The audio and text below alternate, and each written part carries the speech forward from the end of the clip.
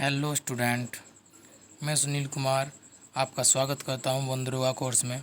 यदि आप हमारे वंदरोगा कोर्स से जुड़ना चाहते हैं तो आप हमारे दिए गए कॉन्टैक्ट पर संपर्क कर सकते हैं। इससे पहले की क्लास में मैंने आपको श्वसन के बारे में बताया था कि किस प्रकार से श्वसन होता है और क्या होता है। मैंने आपको आक्सीय और अनाक्सीय श्वसन विस्तार से समझाया था। किस प्रकार से वहाँ से आपको पॉइंट याद रखने वो मैंने आपको बताया था। यदि आप ये वीडियो देख रहे हैं तो इससे पहले की वीडियो देख लें, उसके बाद इस वीडियो को देखें तो ज़्यादा अच्छा रहेगा। तो चलिए तो बात करते हैं आज की क्लास के बारे में, जो कि श्वसन के बारे में ही है। श्वसन, अब श्वसन में होता क्या है कि हम श्वसन में वायु या वायुमंडल से जो आपकी हवा होती है वो लंग्स या फेफड़ों के अंदर हम लेते हैं। लंग्स या फेफड़ों के अंदर आपकी ब्लड या रक्त कोशिकाएं होती हैं, जिनके अंदर होता क्या है कि आपका ऑक्सीजन मिल जाता है। यह आपका ऑक्सीजन रहित आपका क्या है, ये नहीं, ऑक्सीजन सहित आपका ये ब्लड है, तो ये शुद्ध ब्लड है, ठीक है, ये बिल्कुल प्योर ब्लड है। तो ये कहाँ जाता है? ये जाता है आपका हार्ट के अंदर।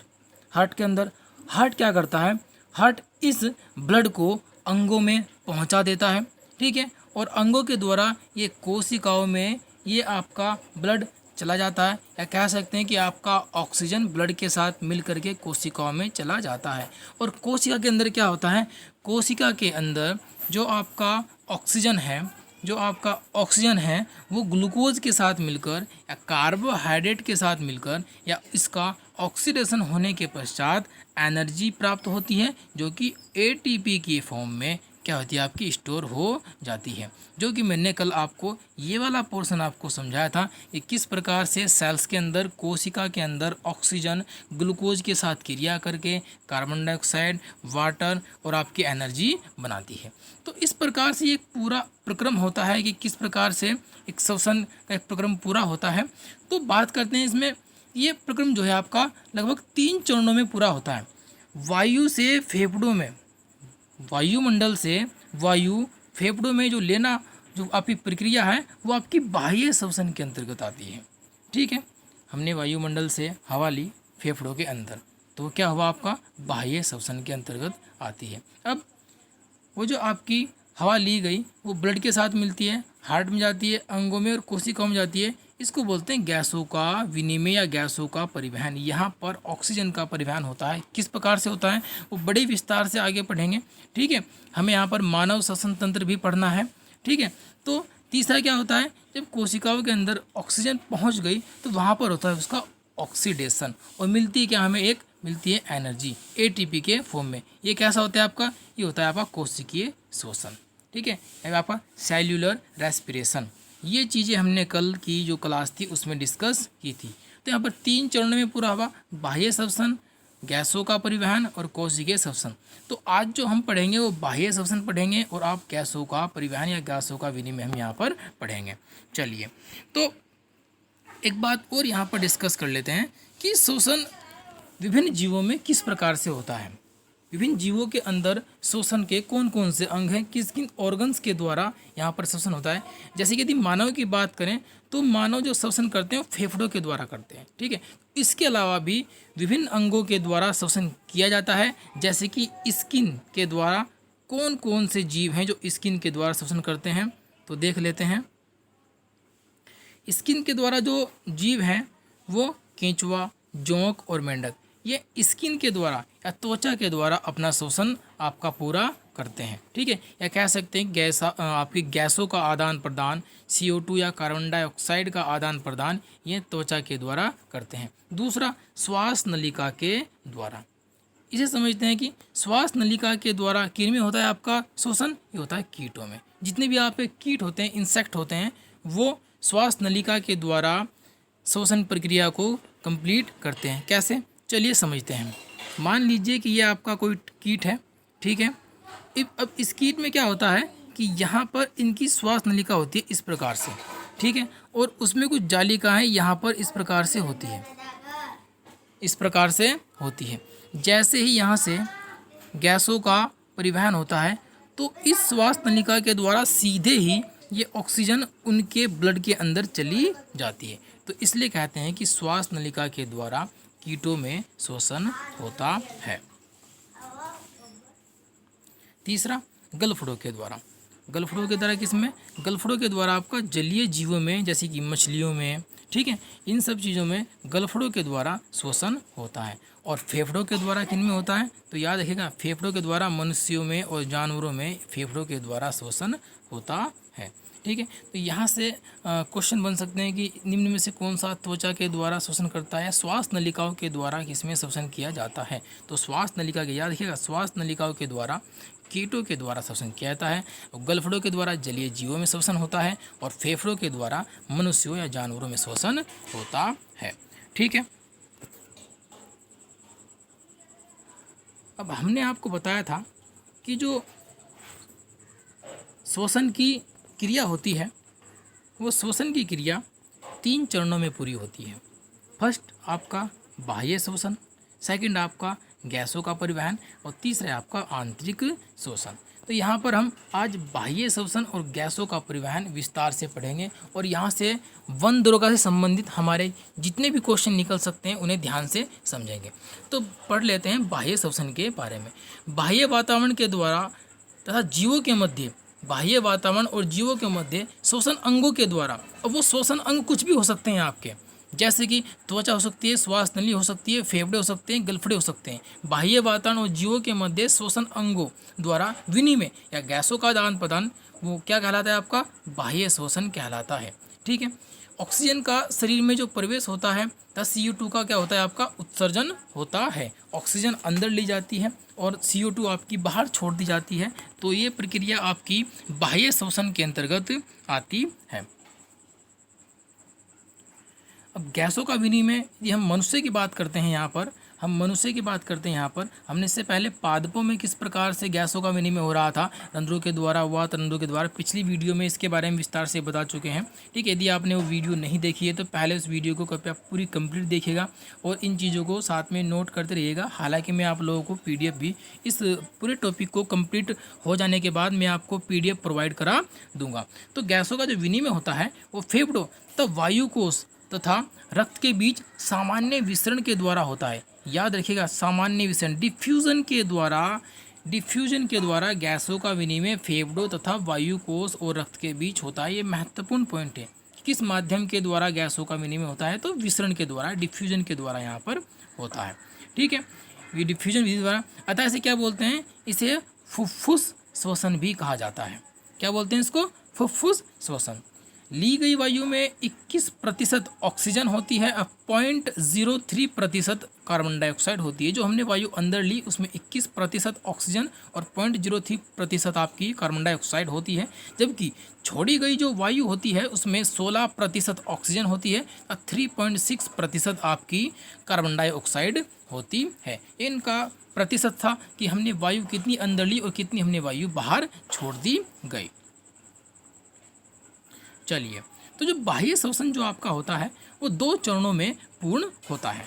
कौन कौन से 2 चरण? ये आपका एक तो है श्वासोच्छ्वास या ब्रीथिंग आपका होता है, एक होता है आपका गैसों का विनिमय। तो इससे पहले बाह्य शोषण के अंतर्गत हम श्वासोच्छ्वास पढ़ लेते हैं या ब्रीथिंग पढ़ लेते हैं। वायु का प्रवेश करना था निकलना, ये ब्रीथिंग कहलाता है। ठीक है, देखिए 2 चीज़ें होती हैं, आपका श्वसन और आपका ब्रीथिंग, रेस्पिरेशन और ब्रीथिंग। तो इन दोनों में अंतर क्या है? जो आपका रेस्पिरेशन है, रेस्पिरेशन में क्या होता है? कार्बोहाइड्रेट के साथ ऑक्सीजन मिलके या जल करके आपका एनर्जी, जल और कार्बन डाइऑक्साइड प्रोड्यूस करती है, जबकि श्वासोच्छ्वास में क्या होता है? आपका ऑक्सीजन को अंदर लेना और आपका कार्बन डाइऑक्साइड को बाहर निकालना। तो ब्रीथिंग में और रेस्पिरेशन में ये छोटा सा अंतर है। तो ये जो आपका ब्रीथिंग है ये आपका 2 टाइप्स में फिर से डिवाइड है, निःश्वसन और उच्छ्वास। निःश्वसन वायु का शरीर में प्रवेश करना और उच्छ्वास आपका वायु को बाहर निकालना। तो वायु का शरीर में प्रवेश करना क्या है? आपका निःश्वसन कहलाता है। अब निःश्वसन के बारे में थोड़ा देख लेते हैं कि निःश्वसन में होता क्या है कि निःश्वसन में पसलियों के बीच स्थित बाह्य अंतराप्रसूक पेशियाँ या एक्सटर्नल इंट्राकोस्टल मसल्स क्या होती हैं? वो सिकुड़ जाती हैं, पसलियाँ ऊपर तथा बाहर की ओर खींचती हैं। देख सकते हैं आप, जैसे ही आप सांस को अंदर लेंगे तो आपकी पसलियाँ बाहर की ओर खींचती हैं, जिससे वक्ष गुहा क्या होगा? आयतन बढ़ जाएगा। इस चीज़ को आप नोट करिएगा, याद रखिएगा कि वक्ष गुहा का आयतन बढ़ जाता है। डायफ्राम की जो रेडियल पेशियाँ होती हैं उनके सिकुड़ने से डायफ्राम कैसा होता है? चपटा हो जाता है। जिससे वक्ष गुहा का आयतन क्या होता है, बढ़ जाता है। या ये आपका बायल का नियम है। बायल का नियम क्या होता है कि स्थिर ताप पर आपकी P अनुकर्मानुपाती 1/V, आयतन बढ़ेगा तो प्रेशर घटेगा, और आयतन आपका घटेगा तो प्रेशर आपका बढ़ जाएगा। इस प्रकार क्या होता है कि वायु नाक से नासाबेसा होती है, नेसोफिजिक्स होती है, टैक्रिया और ब्रोंकस और ब्रोंकियोल्स की होती है, कहाँ पहुँच जाती है, आपकी फेफड़ों में पहुँच जाती है, आयतन बढ़ जाता है। ठीक है, डायफ्राम के रेडियल पेशियों के सिकुड़ने से डायफ्राम चपटा हो जाता है, वक्ष गुहा का आयतन बढ़ जाता है। तो ठीक है, जब आयतन बढ़ जाएगा तो अंदर का प्रेशर घट जाएगा, बाहर की वायु का प्रेशर ऑलरेडी ज़्यादा है तो वहाँ से वायु आपके फेफड़ों में प्रवेश कर जाएगी। तो ये प्रक्रिया है निःश्वसन की, या वायु को शरीर में प्रवेश कराने की। ठीक है, तो होता क्या है, जो बाहर की जो वायु होती है, बाहर की जो वायु होती है वो फेफड़ों के मध्य O2 और CO2 का आदान प्रदान जो होता है वो किसके द्वारा, ये दोबारा से मैंने पॉइंट यहाँ पर लिख दिया है कि विसरण के द्वारा होता है। ठीक है, बाहर की वायु का फेफड़ों के अंदर या फेफड़ों के मध्य ऑक्सीजन का या कार्बन डाइऑक्साइड का आदान प्रदान किसके द्वारा होता है, तो विसरण के द्वारा होता है। ठीक है, नेक्स्ट देख लेते हैं यहाँ पर। अब दूसरा है आपका उच्छ्वास, मतलब जो आपकी वायु अंदर ली गई उसको बाहर निकालना, अधिक जो कार्बन डाइऑक्साइड युक्त वायु का बाहर निकालना क्या है, ये आपका उच्छ्वास है। ठीक है, इसमें होता क्या है कि जो आपकी प्लूरल गुहा होती है उसका आयतन कम हो जाता है। याद रखिएगा, सांस लेते वक्त आपका फेफड़ों का आयतन बढ़ रहा था, यहाँ पर प्लूरल गुहा का आयतन कम हो जा रहा है, तो फेफड़ों पर दबाव बढ़ जाता है और फेफड़े सिकुड़ कर क्या करते हैं, वायु को बाहर निकाल देते हैं। तो वायु क्या हो चुकी है, आपकी बाहर निकल चुकी है जितनी बाहर निकलनी थी। ठीक है, और आपकी कार्बन डाइऑक्साइड आपकी बाहर निकल चुकी है। ठीक है, कार्बन डाइऑक्साइड आपकी जो ऑक्सीजन है वो अंदर ही है। तो ये दोनों प्रक्रिया आपकी कंप्लीट हुई, यहाँ पर निःश्वसन हुआ और उच्छ्वास हुआ। तो दूसरा जो पॉइंट है आपका, दूसरा है आपका यहाँ पर गैसों का विनिमय। अब जो हमने ऑक्सीजन अंदर ली उसका विनिमय कैसे होगा, हमारे रक्त तक वो पहुँचेगी कैसे। ठीक है, वो सेल्स तक कैसे जाएगी, सेल्स के अंदर जाने के बाद वो ग्लूकोज से ऑक्सीडेशन करेगी और वहाँ से आपकी एनर्जी जो आपकी रिलीज होगी वो किस प्रकार से होगा, वो सब चीज़ें यहाँ पर गैसों का विनिमय या एक्सचेंज ऑफ गैस इसके अंतर्गत आती है। तो देख लेते हैं अब होता क्या है। स्वच्छवास के अंतर्गत ली गई वायु फेफड़ों के कहाँ पहुँचती है, एलोवाइल में या वायु कोष्ठकों में पहुँच जाती है। और वायु कोष्ठक के चारों ओर क्या होती है, महीन रक्त कोशिकाएं, वहाँ पर बहुत सारी जाल बिछा होता है महीन रक्त कोशिकाओं का, वहाँ पर महीन रक्त कोशिकाएं होती हैं। और वायु कोष्ठक में जो उपस्थित वायु में ऑक्सीजन का दबाव क्या होता है, वो बहुत अधिक होता है, और बहुत अधिक होने से वो जो वायु है वो सिराओं में पहुँच जाती है।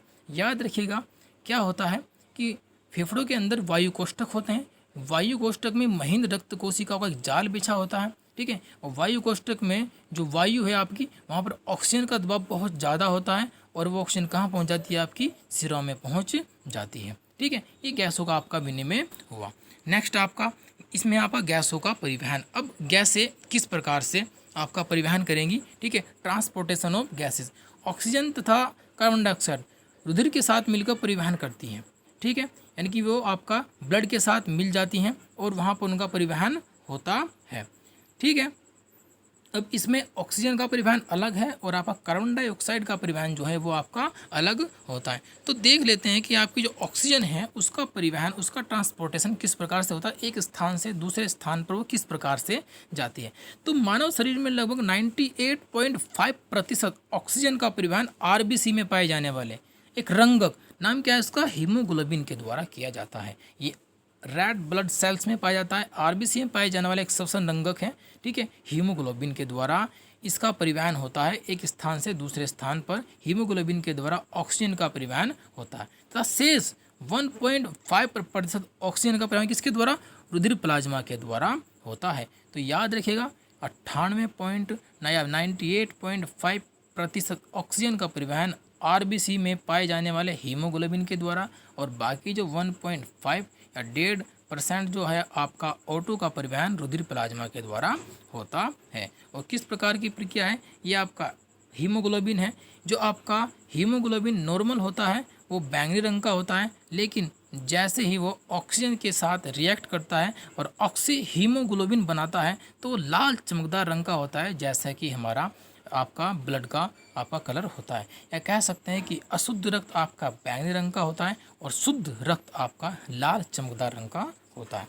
एक नोट देख लेते हैं यहाँ पर कि जो आपके कीट होते हैं, इन कीटों में जो आपका श्वसन रंगक होता है वो हीमोसाइनिन होता है। हीमोसाइनिन के कारण कीटों में जो आपका रंग होता है वो अलग टाइप से होता है।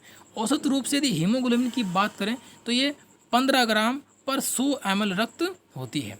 औसत जो आपका एवरेज है हीमोग्लोबिन वो 15 ग्राम पर 100 ml आपका ब्लड पर होती है। ये तो था ऑक्सीजन का परिवहन, ठीक है, किस प्रकार से ऑक्सीजन ट्रांसपोर्टेशन करता है हीमोग्लोबिन के साथ मिलकर के और पहुंचना है उसको कहाँ पर, आपके सेल्स के अंदर या माइटोकॉन्ड्रिया में, ठीक है। तो अब CO2 का परिवहन किस प्रकार से होता है, तो CO2 का जो परिवहन होता है वो होता है आपका जो 70% CO2 है उसका परिवहन बाइकार्बोनेट के रूप में होता है, ठीक है। जो आपका कार्बन डाइऑक्साइड है वो 70% कैसी होती है आपकी बाइकार्बोनेट के रूप में उसका परिवहन होता है, और 7% जो आपकी कार्बन डाइऑक्साइड है उसका परिवहन कार्बोनिक अम्ल के रूप में होता है, ठीक है। और 23% कार्बन डाइऑक्साइड का जो परिवहन होता है वो कार्बोमिनो यौगिक के रूप में उसका परिवहन हो जाता है, ठीक है। तो ऑक्सीजन का परिवहन देखा हमने और कार्बन डाइऑक्साइड का परिवहन देखा। अब एक चीज़ और है यहाँ पर, एक होता है आपका श्वसन गुणांक। बाहर छोड़ी गई ऑक्सीजन यानी बाहर छोड़ी गई आपकी कार्बन डाइऑक्साइड तथा अंदर ली गई आपकी ऑक्सीजन का जो अनुपात होता है उसको बोलते हैं आपका श्वसन गुणांक, या RQ बराबर CO2/O2, ठीक है। यहाँ पर आपका श्वसन गुणांक बाहर छोड़ी गई कार्बन डाइऑक्साइड अपॉन CO2। अब श्वसन गुणांक होता है अलग अलग चीज़ों का अलग अलग, तो यहाँ पर भी आपको फैक्ट याद रख लेने हैं कि कार्बोहाइड्रेट का श्वसन गुणांक 1 होता है, वसा और प्रोटीन का 1 से कम होता है, ठीक है, और कार्बनिक अम्ल का 1 से अधिक होता है। यदि हम श्वसन गुणांक को मापने की बात करते हैं तो गैनांग मीटर के द्वारा, किसके द्वारा, गैनांग मीटर के द्वारा श्वसन गुणांक मापा जाता है, ठीक है। तो यहाँ पर कुछ पॉइंट याद रख लीजिएगा आप, जैसे कि कार्बोहाइड्रेट का श्वसन गुणांक 1 होता है या 1 यूनिट होता है, वसा व प्रोटीन का 1 से कम होता है और कार्बनिक अम्ल का 1 से अधिक होता है। और किस प्रकार से निःश्वसन या उच्च श्वसन क्या होता है, नेक्स्ट की वीडियो में हम मानव श्वसन तंत्र चित्र सहित समझेंगे कि किस प्रकार से कौन कौन से